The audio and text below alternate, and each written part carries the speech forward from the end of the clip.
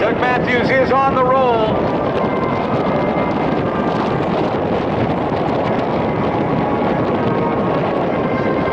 Powered by a General Electric J47 engine, a turbojet engine, generating 6,200 pounds of thrust, enabling it to reach speeds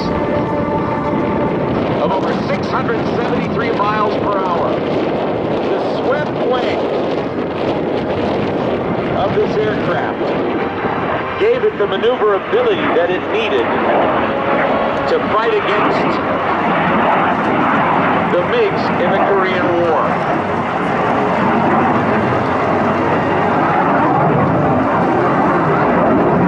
Together, the F-86 Saber jet and the MiG-15 brought swept wings and the sonic boom to modern warfare. They were developed at about the same time. The Sabre had to be rushed to Korea in 1950 to confront the MiG in a new kind of combat with closing speeds and performance never before imagined. High over the Yalu River, Sabres and MiGs tested each other in the biggest jet versus jet battles in history.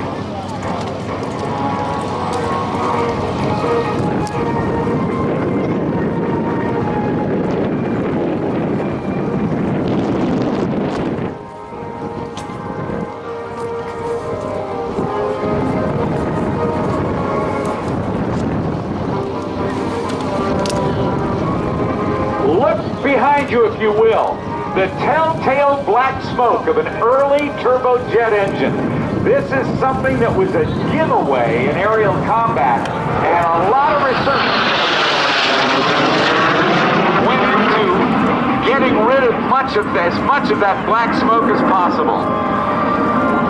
Look at that. That initial climb rate of the Sabre was actually about 7,600 feet per minute, which means he could get a mile and a half high in just about 1 minute from sea level.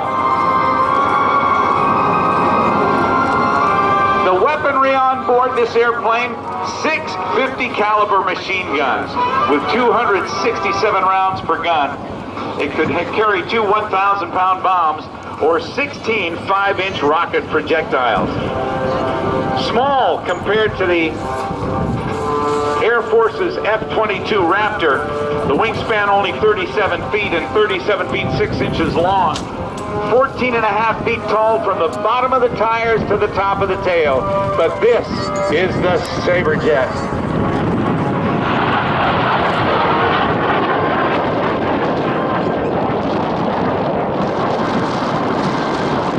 Sabre pilots were well trained, confident, and ready to face the MiG-15. Many of the pilots had flown in combat in World War II just 5 years earlier. But Mikoyan Gurevich had produced an aircraft more than worthy of the Sabre's challenge, however, and the MiG-15 was capable of flying higher than the Sabre and was armed with cannons rather than just the machine guns of the Sabre jet. Both were fast and maneuverable, and in the end, the results of each aerial battle were determined largely by the pilots. A fact unknown to the Americans during that time was that the first MiGs in the Korean conflict were flown by top Soviet pilots. Only later, when Chinese and North Korean pilots took over, did the better training of the U.S. pilots prove influential.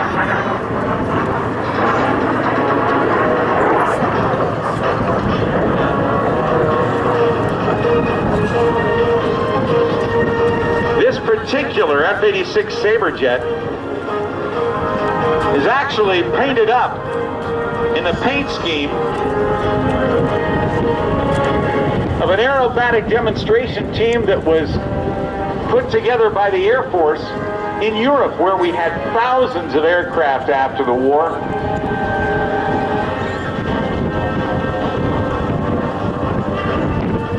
That team was known as the SKYBLAZERS, and there were 5 of them that flew,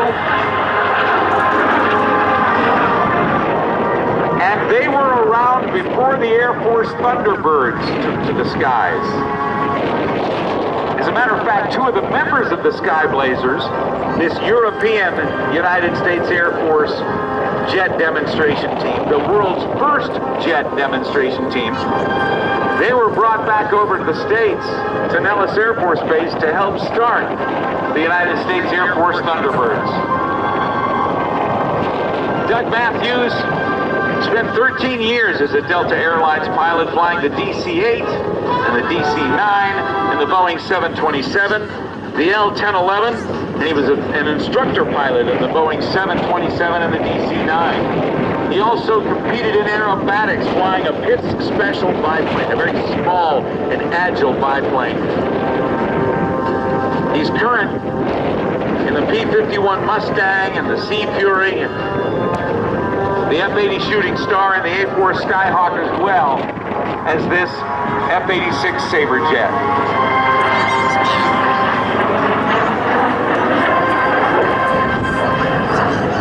This F-86 was manufactured in 1952 and is an F-model Sabre. After its United States Air Force service, it was transferred to the Argentine Armed Forces, where it served until returning to civilian hands in the United States in 1990.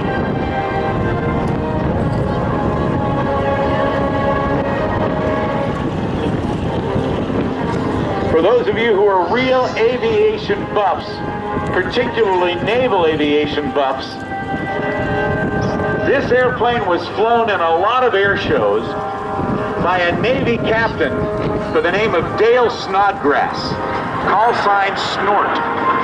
And you may have seen a picture on the web of an F-14 Tomcat in a 90-degree bank going past an aircraft carrier with the right wingtip just below the deck of the carrier. The caption for that said, the pilot was grounded for 30 days for doing that stunt. Not so. It was actually an air show at sea for dependents and families, and the pilot was Dale Snort Snodgrass, the man with more hours in the F-14 Tomcat than anybody on the face of the earth.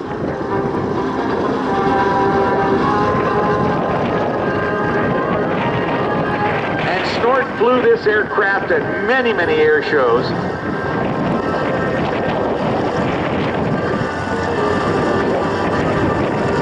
There were times I saw him dragging a wing within about 5 feet of the ground. 2 more passes from Doug Matthews. Look at the roll rate.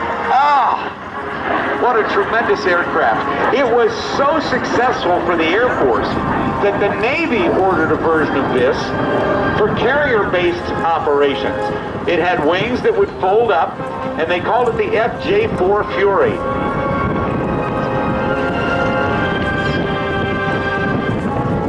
It was modified with a different landing gear to take those punishing carrier landings.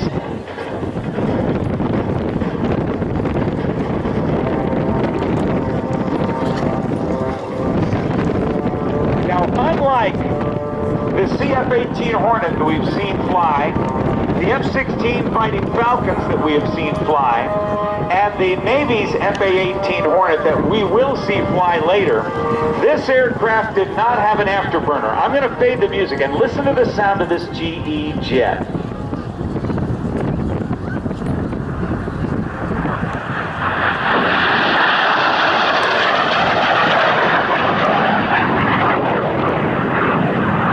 Is that a great sound or what? Now, it doesn't have an afterburner. The operation of a jet engine is really kind of simple. That's going to be, an afterburner is going to throw raw jet fuel into the exhaust, giving it a real kick in the pants. Last pass.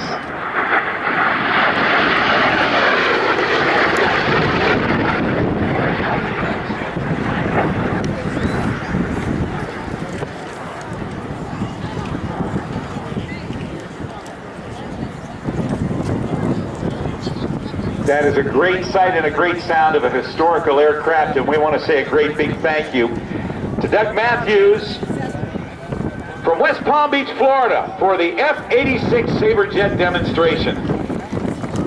Wow, good stuff. And he'll be bringing it into land, and he'll taxi back over to the sterile area, crowd right, and you might get a chance to take a look at it. In his left wing, he created the Tigers to keep kids interested in the show, and often you'll see the Tigers, I should say, fly through smoke ring targets.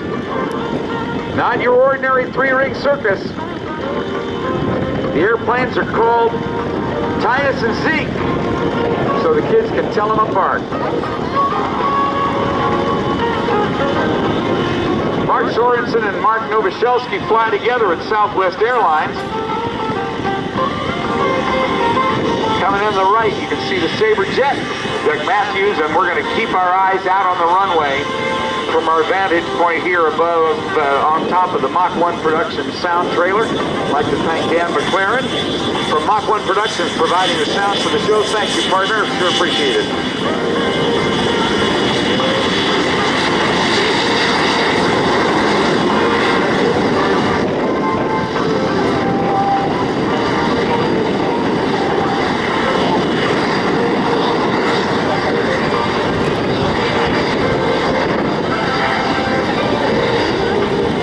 So as Mark and Mark get ready to take off, lead pilot Mark Sorensen is